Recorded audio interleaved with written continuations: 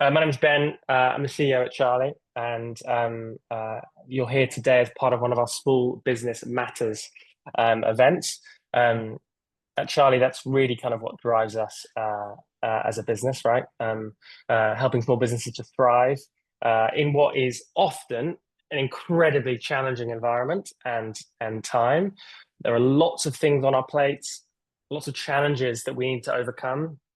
And so making it easy for small businesses to thrive is a big part of our vision and a big part of why we do what we do. And one of those areas is privacy. And so the title for our webinar today is How Small and Mid-Sized Businesses Can Get Privacy Right.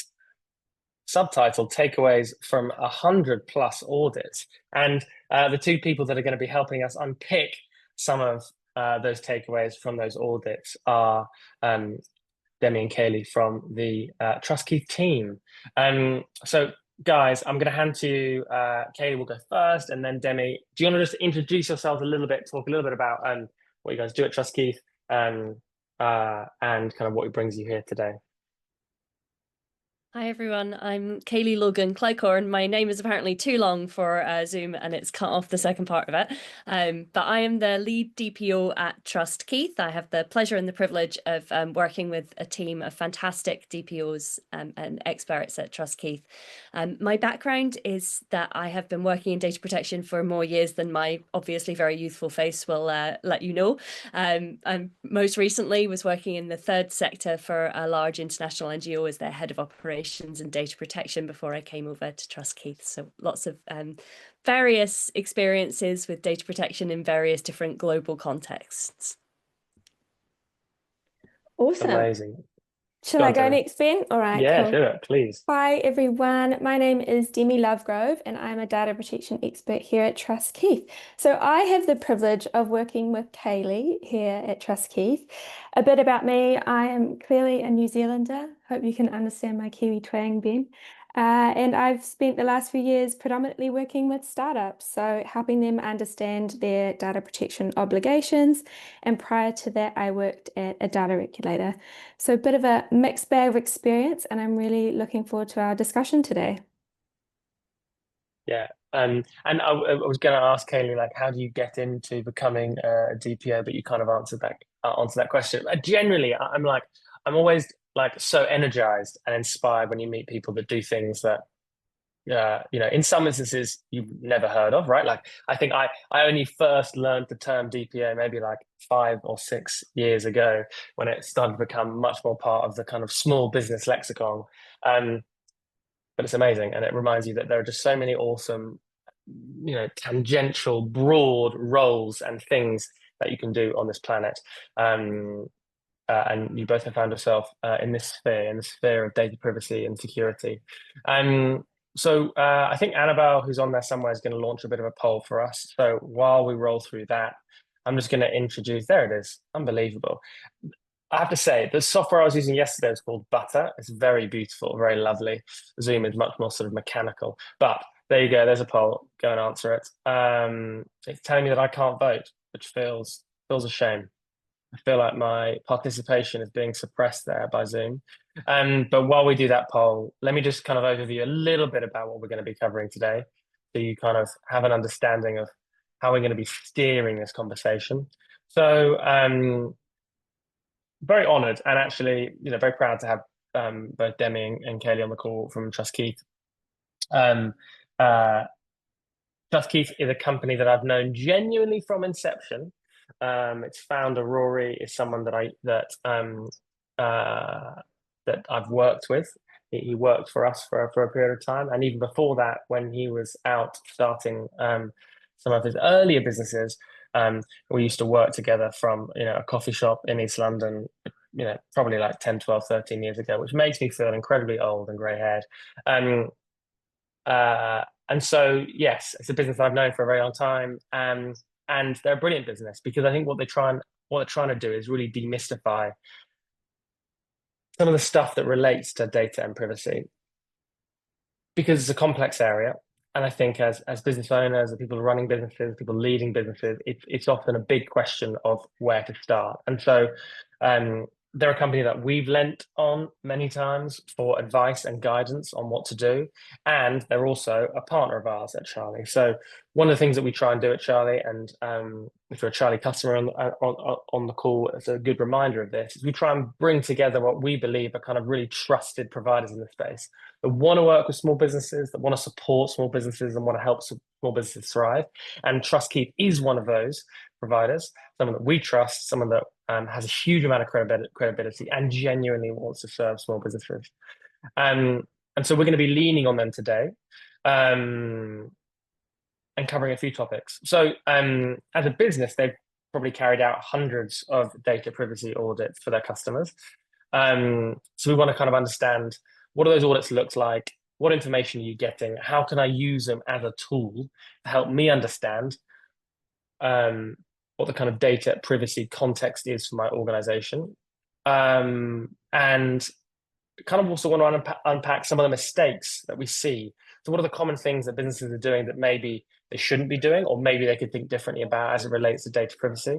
And also try and define for all of you what good actually looks like. So, part of our aim with these events is to provide really tangible, useful information that you can take away and implement and think about within your businesses.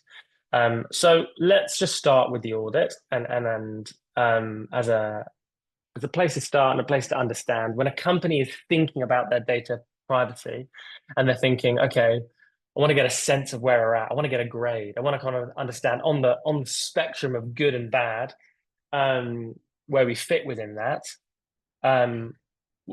What does that audit look like? Yeah, can you run us through a little bit, Demi, about that process and kind of what are some of the things that you're looking for as part of it?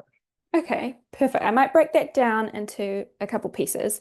So the first part, like, why do we do audits? So really important, they help us establish a baseline. So without fully understanding where you're at, it's very difficult to identify compliance gaps and also decide what areas you want to prioritize based on the particular risks of your business.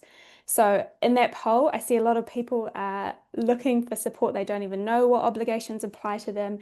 And that's something really common that we hear, because particularly the data protection laws in Europe and the UK, for example, are really comprehensive, right? So if you make sure that you know your baseline first, you can then use a risk-based approach to work out with your board, with your senior leadership, okay, what risks are we going to prioritize? Would it be helpful, Ben, if I talked through quickly Trust Keith's audit methodology? Yeah. 100%. Perfect. Okay, so the way that Trust Keith's approaches audits, we have a framework. It's made up of 48 controls, and each of these controls is individually rated. So collectively, it makes up a score of 800. So 800, excellent, 0, poor, and then you've got fair and good in between, right? So we describe this audit score when we provide it to our customers a bit like a credit score. It reflects the strength of your data protection program at a point in time. So as you work on your program, you implement controls, it obviously goes up. But then if you change the way that you handle data in your business, then it introduces new risks. Or for example, you don't work on your program, that score can go down. So pretty simple, right? In terms of the actual things that we look at, so that's what I'm talking about when I mean these 48 controls. We've basically looked to key international data protection regulation and best practice. So 3 areas I want to highlight here. The first one is the ICO. So this is the UK's data regulator. They have this thing called the accountability tracker. It's basically a spreadsheet with 340 lines with everything they want to see in a good data protection program. So for nerdy people like me, and I'm going to assume Kaylee, that's amazing. But if you've got, tons of hats on, you're trying to navigate the startup world, we've got feedback from people that it's difficult to use. So we've taken that and we've thought, right, how can we condense this a little bit more to make it a bit more user-friendly? The second part is a lot of the startups and scale-ups that we work with have international business interests. That means that they're processing data all over the world. So we've tried to take more of an international approach to the way that we audit. We've also, for example, looked at some international standards. So we focus on data protection, but because you need to keep data secure, there is some overlaps with, for example, ISO 27001. But the key point I'm trying to take away here is the way that we audit, it should work for your business if it's 10 people, but it should also work for your business if you are 100 people. And then the last thing, oh yes, Ben, did you have a question? Well, no, I was going to say that, and like love, really enjoy keeping these conversational in the fact that you mentioned 10, and I think worth talking about maybe a little bit about Charlie's journey with like data privacy, which is Yeah. that I'm so glad you said 10 because it's so easy in this scenario to say, we're a small company, we don't need to think about it, and like you slightly push that can a little bit further down the road, further down the road, further down the road, and then you realize that actually going back and unpicking some of this stuff is quite Yes. difficult. It's quite habitual. It's quite cultural, and you've left it a little bit too late. So, there's many mistakes that we've made in building Charlie over the last 8 years. If anyone wants to know what those are, buy me a beer, I'll tell you.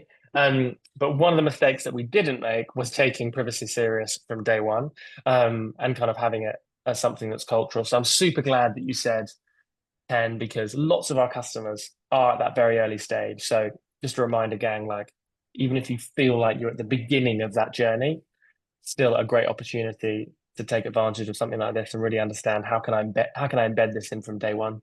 Yeah, no, totally right, Ben. I'm very glad to hear this. And I'm sure you've found particularly that like the third point I was going to cover is we've also helped lots of customers complete due diligence. So when you ever have a due diligence questionnaire from a potential customer or from an investor or something that says, have you got these data protection controls in place? That's also something we take into account when we look at what things we want to audit. So yes, overall, that's what we're talking about when Trust Keith are talking about an audit. So I hope that helps. And so you're making it really easy for people to get understanding of where they're at Yeah, in a way that's comprehensible and it's bite size and that's something that people can engage with easily, which I think for small businesses, for scale ups is an absolute key, right? Please don't overload us with loads and loads yes. of content that we can't translate into actionable steps. Is there a theme in terms of some of the mistakes that you typically see as part of that audit? Yeah, definitely, Ben. And I think to your point, data protection can be quite overwhelming. So I think that can be the mistake, the first point. Oh, it's too hard. We're not going to go there. And then, as you said, it makes it very difficult to unpick things later. And of course, you have obligations that you're not meeting, right? Common mistakes that we see, if we look at governance and leadership, we definitely notice that a lot of companies don't actually have the right governance structures in place to start with. So we need to see like documented accountability in the organization for data protection. Companies don't know if they need to appoint a data protection officer under the GDPR, etc. And that means you don't have any evidence to show the regulator that you're taking this seriously at a senior leadership level. Question. Yes, Ben. Do I? And does that person have to be someone outside of the company? And because I hear different things on that. So I wonder if you could dispel that myth. Because quite frankly, I think we did when GDPR came into effect, we were probably 20 people. And we were a bit like, how are we going to afford, how are we going to enable us to like find someone external to the company to be our DPO? That feels a bit overkill. Could it just be someone internal? What's your view on that? Yeah, definitely. So if we just look at the GDPR and we're not looking at any like national derogations of that regulation. So you need a data protection officer if you're a public authority, if your core processing activities involve regular or systematic large scale monitoring of individuals. An example of that could be like CCTV in a public place, for example, or if you process on a large scale special category data.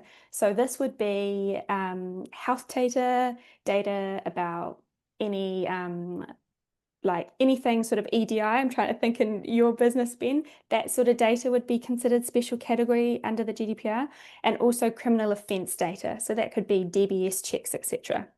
So those are the factors that you need to consider about whether you're required to appoint one.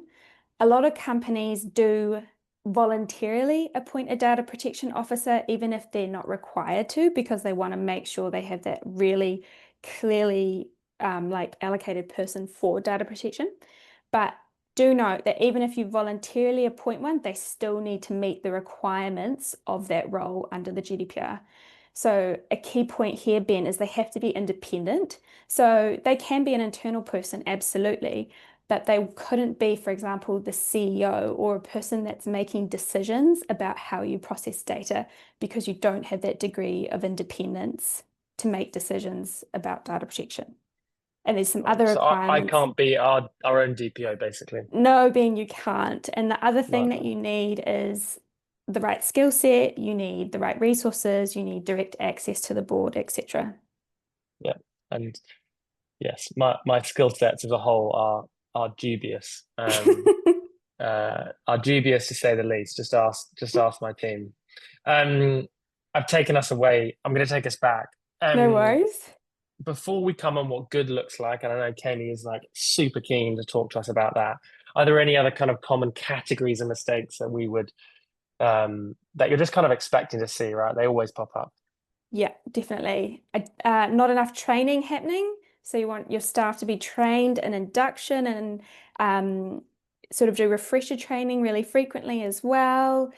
They don't know what high-risk processing is happening in the business, so they don't know if they need to do data protection impact assessments to assess the risks.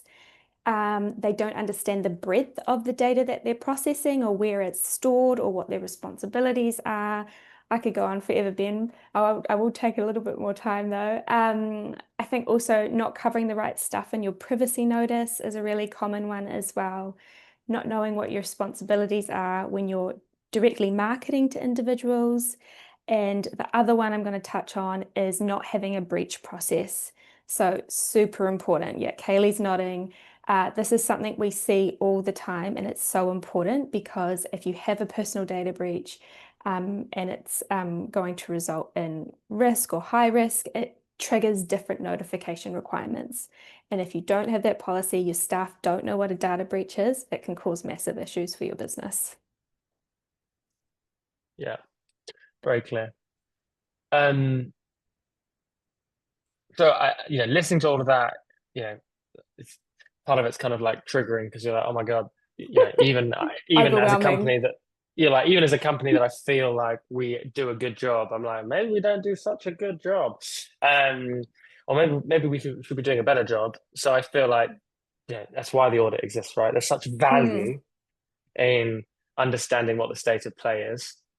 And I think we will follow up with everyone on the call with a kind of link to that audit if people want to go and take part in it. So we're definitely going to signpost that because, understanding where you are, I think, is part of it. And then, Kaylee, let's flip the script a little bit and think about, what does good look like? And I think, how can you make me feel less anxious? Because I'm sitting at the bottom of this hill now, and Demi just said to me, here's all this stuff that people are doing wrong. And I'm like, yeah, probably doing a bunch of that wrong myself.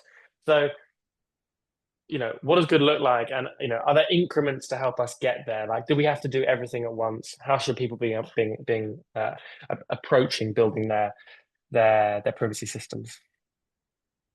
Yeah, thanks, Ben.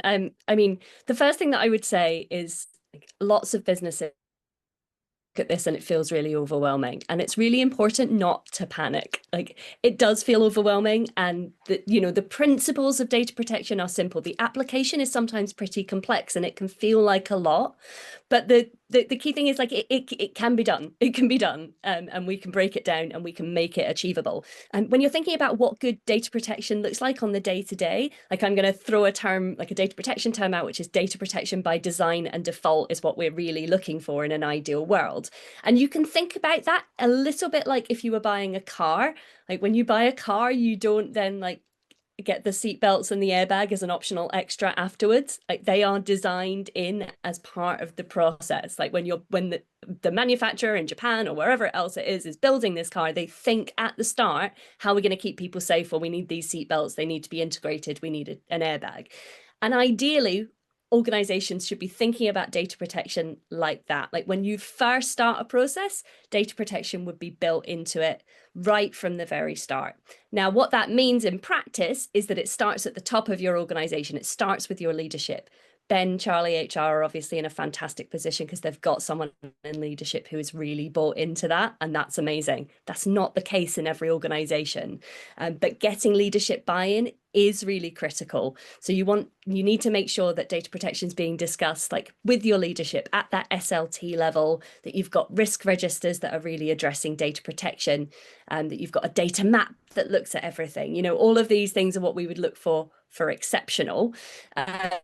But we recognize, of course, that like not every business has always had leadership that's always bought in right from the very start. And not every organization has been able to do data protection by design and default right from the start. So you need to understand where you're at. Like, be honest with yourself. Look at where you're at. Look at what's really happening. Do that audit. Break it down. Like, look at the different controls and the different pieces and prioritize your risk appetite. So it's important as an organization to really understand, okay, here's where we are right now, here's where we need to be, and it might not be 800 on the Keith score. You know, it might be somewhere in between where you are now and that perfect score. That might be where your risk appetite is. And look at the critical risks. Like, what do we need to knock off first? What do we need to get done first? You know, how do we make sure that we're protected against breaches? Well, it's not by having a 12-page document that's going to sit on the shelf and gather dust that no one's ever read. It's by having a really live plan that people understand. Like, I know who am I going to call? I know that if there's a breach, I know how to handle it. You know, your team is trained and they understand not just who to call, but actually what even is a breach. Like, do I know that if I sneeze and that's a data breach and I should report it? Don't know that. You know, so thinking about really practical steps, breaking it down, making it easy for people is super important to have a really good comprehensive protection. Yeah, and there's a couple of kind of sort of I don't know, thoughts or quips that I've always had in my head in relation to some of these things. And one is that it's cultural. So, you know, I think part of this stuff is, do your team members or does your company believe that protecting data is an important part of their job? And culturally, have you embedded that? Because if you haven't, you know, and when you start to think about the risks, I think there are some good stats out there about this, or there are some stats that I've been told, therefore I believe them, but feel free to debunk. But you know, something like 70% of data breaches comes from human error. Someone clicking on a link, it's not, you know, or someone doing something that they shouldn't do. And so this stuff is, yes, it's about technology, it's about data, but it's about people. It's about how people behave. It's about the people know what they should be doing and how the stuff fits together. And so I do think that cultural piece of making it something that the organization deems to be important is key. And then the second thing is, and I think you were saying that then, is kind of whatever your system is, it should be relevant and appropriate to the size of business and the type of business that you are, right? Like, no one is expecting CharlieHR, 40-person business, to have the same level of controls as like Capita or like Deloitte or you know, Ernst & Young. You know, is that a fair assessment that the sort of system that you're designing should be appropriate for the type of business that you're in? Because we've all seen consultants come in and like, you know, spin up 200 documents, which, as you say, then sit on a shelf and don't get much love because ultimately they're not appropriate. They're not in the language of the team. They're not, integration to the tools that people are using, that kind of thing. Yeah, 100%. And I'll kind of take that in two parts, if I may. The first part around culture, Ben, you are singing my songs. Couldn't agree more. And actually, it's one of the core beliefs at Trust Keith that data protection is a cultural problem with a cultural solution. You have to bring people along with you. There is no point in having a really comprehensive data protection policy if it sits somewhere and no one ever looks at it and no one ever does anything about it. Or even worse, you know, your marketing team actively think, don't talk to Kaylee, she's going to tell us to do something we don't want to do. You know, it's just not going to work. So yeah, it needs to be appropriate. You need to think about culture. And you know, there are a couple of things culturally that you can do that can help, you know, like I know, like I've met people, I've met a few people in the past. I see when I say data protection, people roll their eyes so hard they see their French homework from 10 years ago. Like, you know, they do not think that data protection is interesting. Not everyone is as geeky as Demi and I. However, there are ways to make it relevant for people. You know, data protection fundamentally is people protection. When you are talking about protecting personal data, what you're talking about is like, how much do you respect your customers? How much do you care about your team members? Talk to them about the real risks, like what actually happens if this data's breached. What happens to that wee old lady in Kirkcaldy who's one of your customers who, you know, is just paying out of her pension? Like, make it real for people. And also, like, if you can, if it's at all possible, make it fun. Like when you're talking about data breaches, when I deliver data breach training, I talk about Star Wars. The very first thing that happens in Star Wars is a data breach. Princess Leia steals the plans for the Death Star. Like, ruins Star Wars for a lot of people, but it also makes it relevant. Like, people understand what I'm talking about. So if you can, like, bring in fun examples, make it real for people. Like, that's how you, that's one way that you can deal with that cultural piece, as well as making sure, like, really importantly, that your leadership are bought in and they know why it's important for the business. Like, we trust, we respect our customers. We've got due diligence that we need to do. We need to be doing these things for our partners, and the different, you know, we want to scale up, and therefore this is going to be important to us in the future. And then the second piece that you mentioned is around like making it appropriate. And yeah, I mean, it's true. In an ideal world, I mean, I know that I would personally love to walk into every business and see every business having an 800 score and for everything to be perfect all of the time. But we live in the real world. You know, I come from a charities background where things change very quickly and it's very chaotic. You know, you need to think about what's appropriate. And when you think about what's appropriate, you think about a few different things. You know, there's the risk appetite of your business. There's how big you are. You said, you know, CharlieHR, 40 people, not going to be the same as Cisco. But you also need to think about the types of data that you're processing. So an organization that's dealing with maybe health information or information on LGBTQ plus communities, that's going to need to deal with data differently to someone who are just manufacturing t-shirts, for example. You know, that there's going to be a different level. But it is very important that it's appropriate, because if it's not appropriate, people are not going to do it. And you need to make sure that people are going to do it.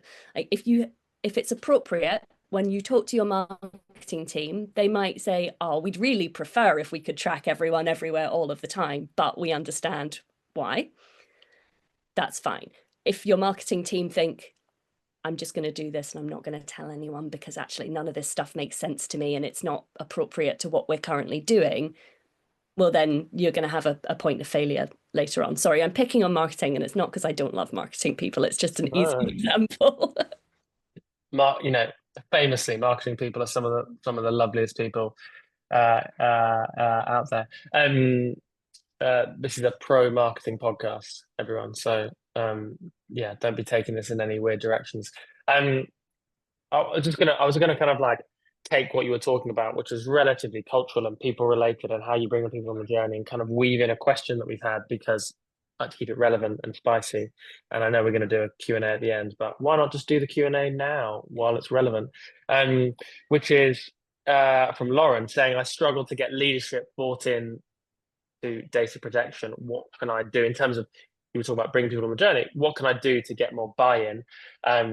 And just as a shout out, if people have got questions, please do chuck them in the Q&A and we'll kind of like roll them through as and when we can. So yeah, Katie, I don't know if you want to take that one.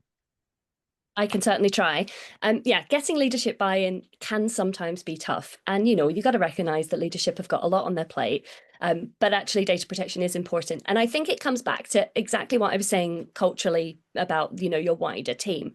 It's about telling stories, and data protection can sometimes seem really boring, really dry, but actually it's about the story that we tell.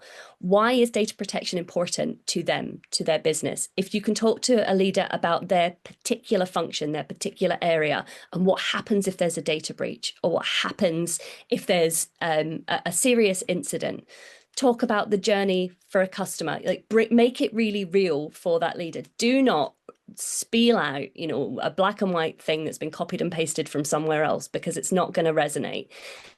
Whatever story you're telling your leadership needs to be tailored. Like, you need to really understand what the business needs.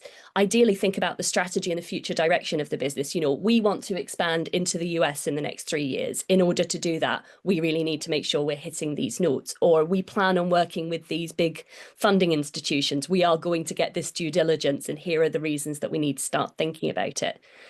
A lever that I often see pulled is people start talking about fines. And, you know, the ICO will fine us, the ICO will do this. Like, fear is a decent lever to pull sometimes. I would caution against necessarily using that one too hard, because it doesn't take too much unpicking to realize that actually the ICO don't necessarily fine people willy-nilly. But that's not the only consequence of there being a serious incident.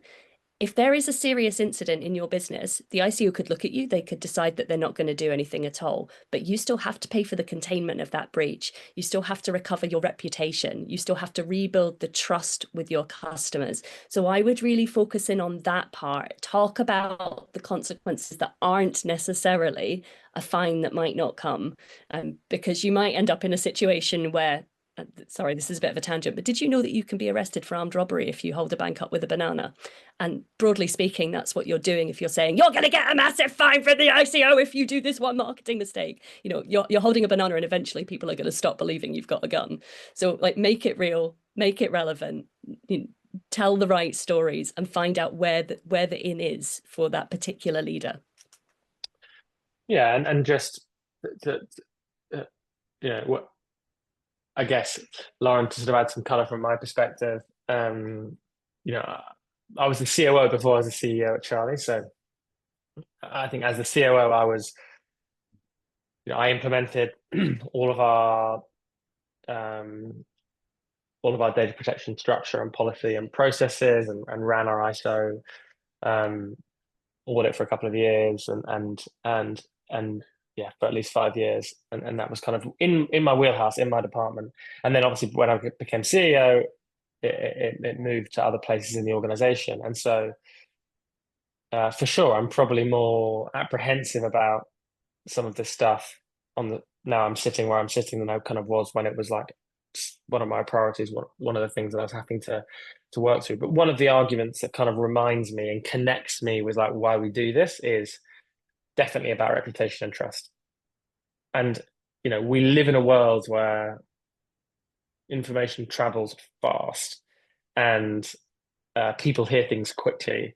And it's not like, oh, well, we're going to get talked about in the newspaper. It's like, no, it's going to go like on LinkedIn and go viral, or someone's going to tweet about it, or you're going to like see it on a blog, and like before you know it, it's everywhere. And so, you know, thinking about it appropriately, and how much that trust is worth to you, but thinking, okay, it's important that we maintain our credibility with our customers. And so what's the right level of system, what's the right level of process here to make sure that, you know, we can stand in front of our customers and say, we feel like we're doing what is appropriate to look after your data and process it correctly. And I think, to me, ultimately, that's the argument that I think is most impactful, from definitely from where I sit. That's a common story that's a really impactful way to look at it. You know, trust is one thing that you really, I mean, it's hard won and easy to lose. And you can't copy and paste trust from your competitor's website. But what your competitor can do is see that you've had a data breach and say, we take privacy very seriously. Did you know? You know, like these are the kind of things that do happen. Trust is so easily lost. So if you can tell a story about that, then I think that's a really good in for leadership. Yeah. So we're going to talk about 2 more things, Kaylee, and then we're going to do some questions. And Demi, I'll kind of roll you into those as well. The first one is about, I think, just it's worth talking about sustainability, because like with anything in any business, right? Someone turns up and says, hey, look, we've got this project we need to run, or we've got this work stream we need to kick off, we've got this thing we need to improve. And like there's a lot of energy, and you go and get Trust Keith involved, and they show up and they provide a load of energy, and like, oh, I know what I'm doing. And then 8 months pass, and you slipped a little bit, and then 12 months passed and you slipped a little bit, and that sustainability has kind of not been there, and it's hard, right? Like I always say, right, no one picks running a business because they want an easy life, especially not a small business. Like running a small business is like being in battle every day, right? Because you have you don't always have the resources that you want, you don't always have the time that you want, you don't always have the help that you want. Yeah, you've got to survive, you've got to create, you've got to make stuff happen. And so I think some of that energy sometimes definitely does battle with the constraints that we're dealing with. Like, how do we keep all of these things going? How do we keep all these priorities moving? So have you got any advice for us in terms of how to think about how do you build this in a sustainable way so that it is something that's easy to maintain? Yeah, I mean, that's really tricky because often in a business, particularly in smaller business, data protection is not anyone's priority, right? You've all got three things that appear to be on fire at any given time, and data protection is the thing that feels like it can be pushed to next week, to next week, to next week, and before you know it, a year's gone past and you haven't thought about it. So when you are thinking about your setup with data protection, like there are a couple of things that I would really recommend, and the first is to, it's great to have a great big push and to be really energized about it at the start, but recognize that that probably will only last for a period of time, and after that you are going to need like mechanisms to keep people engaged. One mechanism to keep people engaged is just to have a really regular cadence where these things are discussed. So what we do at Trust Keith is we have monthly sessions with our primary contact where we do some kind of like key work streams, and then a quarterly risk committee where the key stakeholders from leadership are brought in and there is an update. That quarterly structure works really well. Like an hour once a quarter is not the biggest lift, but it means that there's enough engagement for it to stay in people's minds and also to see some progress that goes on. So whether it's a quarterly risk committee like we do at Trust Keith, or regular catch-ups with your department heads around what work streams they're doing, make sure that there's something in the diary regularly that you can go back to and keep doing it. The other piece that I would mention, Demi spoke about training right at the top. Have regular training. A lot of organizations have a piece of training when their team members first join that's part of this huge onboarding, and it gets a bit lost and they never go back to it. I strongly recommend having regular refresher training. So like annual refresher training is great. Once a year, people get a good refresher on what they should be covering. For certain teams, the teams that have got maybe higher risks, you might want to do that a bit more often, or you might want to have something that's a bit more bespoke for them. It's also really worth like breaking it down. Like data protection feels really huge and really nebulous. Like give people stuff that they can hang on to. Like give a department a goal that they can hang on to, or like give them something fun. Like once a year, have a what can we get rid of day, where you look at your data destruction.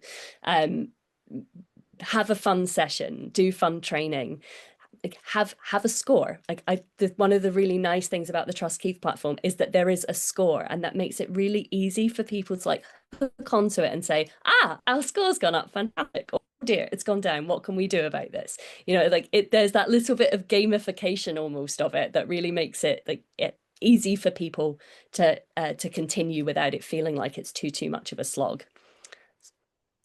Nice.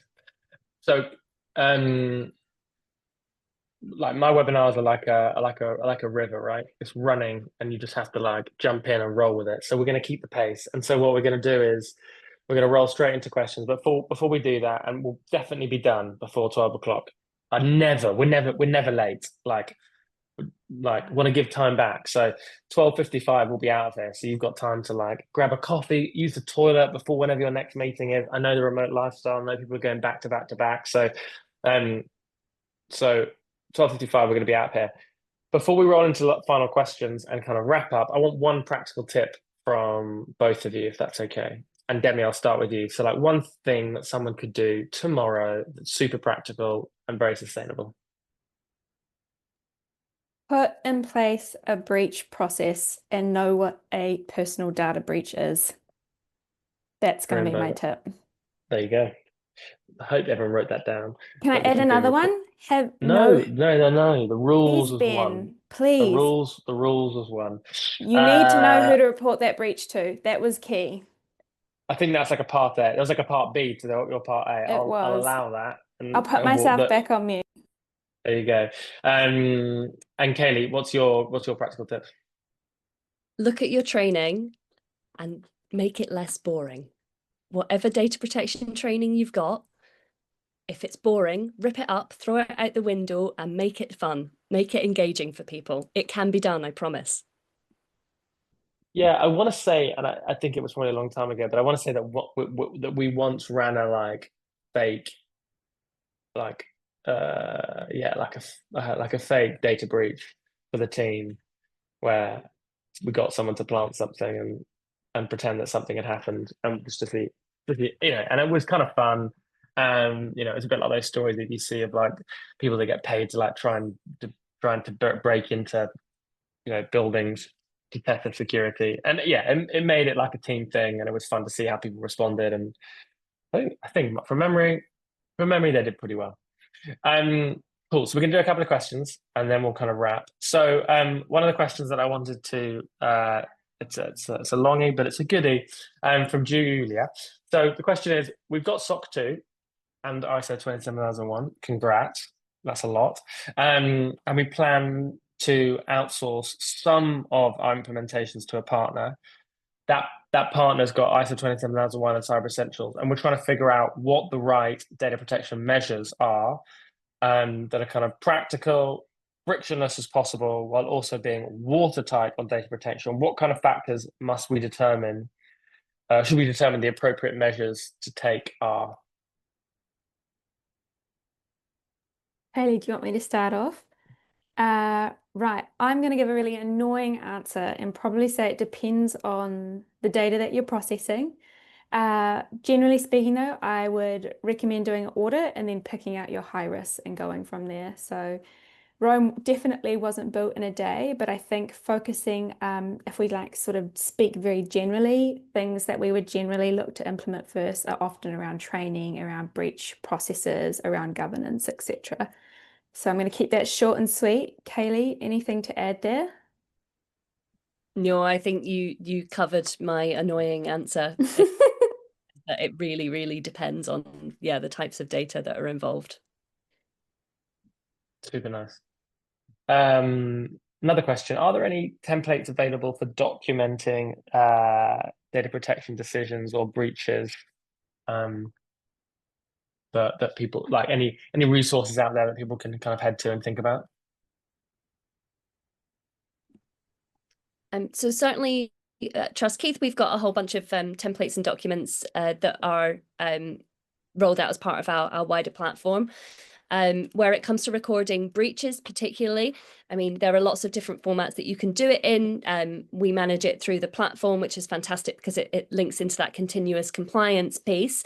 But if you just need something that you're doing, I mean, there are lots of different formats. You could use an Excel sheet if you need to. The key thing is that you are recording them, and not just the ones that you think need to be reported onwards to the ICO, but the ones that are just your standard everyday incidents.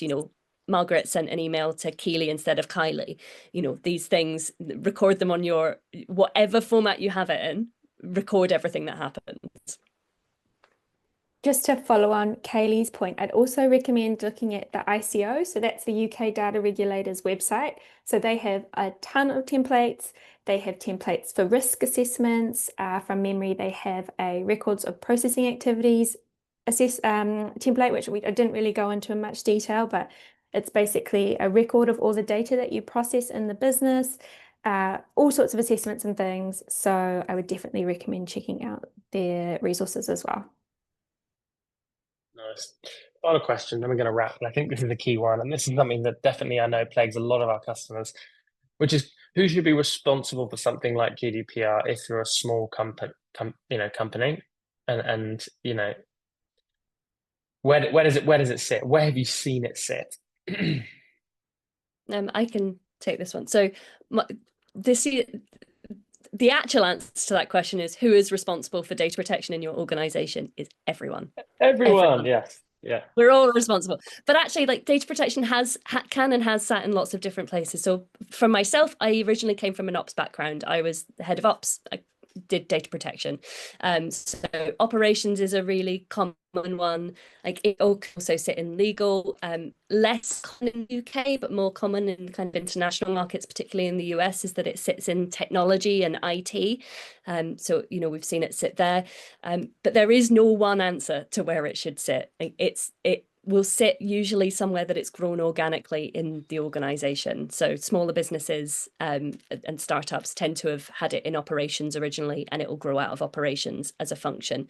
Bigger organizations with dedicated legal teams and compliance teams tend to find it sitting there. But there's no correct one answer to that question. Yeah, very helpful. So basically, you know, do whatever works for you. And I think finding an approach that works for you, that you can maintain, that is sustainable for you. You know, it's that thing of, oh, we're not going to do anything because we feel like we can't do everything. And it's like, well, just take one step, take a first step, and maybe that first step is one of TrustKeith's data audits. So they've got a 48-point global protection audit. We're just going to give you a really clear sense check. We've done one ourselves. I can highly recommend if you're on this call and you haven't done one, that you take a spin of that.